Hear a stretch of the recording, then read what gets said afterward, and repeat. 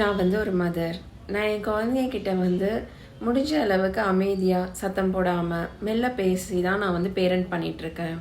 But இருந்தாலும் என்னோடய எமோஷன்ஸை சில நேரம் என்னால் மேனேஜ் பண்ணவே முடியல.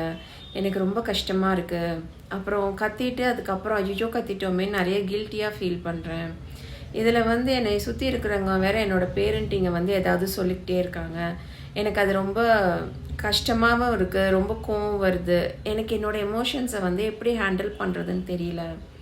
ஆனால் கற்றுக்கணுன்னு ஆசையாக இருக்குது, கற்றுக்கணுன்னு நினைக்கிறேன். அப்படின்னா கண்டிப்பாக என்னோடய அப்கமிங் மாஸ்டர் கிளாஸ் ஜாயின் பண்ணுங்கள். கான்ஷியஸ் பேரண்டிங்னா என்னங்கிறது வந்து நிறைய பேருக்கு வந்து தெரியாது. அது வந்து அமைதியாக பேசுகிறது மட்டும் கிடையாது. ஏன்னா நம்ம பேரண்ட்டுக்குள்ளேயும் நிறைய பெயின் இருக்குது. பேரண்ட்ஸுக்கும் நிறைய வந்து செல்ஃப் லவ், நிறைய அன்கண்டிஷ்னல் லவ் வேணும். நம்ம அந்த லவ்லாம் எடுத்துக்கிட்டா நம்மளே ரீபேரண்ட் பண்ணாதான் நம்ம வந்து அந்த லவ்வை வந்து நம்ம குழந்தைங்க கொடுக்கலாம். நம்ம எல்லாத்தையும் சப்ரஸ் பண்ணி உள்ளுக்குள்ளே வச்சுட்டே வந்து குழந்தைகிட்ட அன்பாக இருக்கணும்னு நினச்சோன்னா அது சில நேரத்தில் வந்து பேக் ஃபயர் ஆயிடுதுல. நம்ம வந்து ரொம்ப கோவப்பட்டுறோம்ல, அப்புறம் திருப்பி அந்த கில்ட் லூப்புக்கு போகிறோம். ஸோ இதெல்லாமே மாற்றலாம் நம்ம. ஸோ அதுக்கு கான்ஷியஸாக நம்ம பேரண்ட் பண்ணும் போது நம்ம நிறைய மாற்றலாம். அதுக்கு நம்ம நிறைய ரீபேரண்ட் பண்ணணும். அப்புறம் குழந்தை அதுக்கேற்ற மாதிரி பேரண்ட் பண்ணலாம்.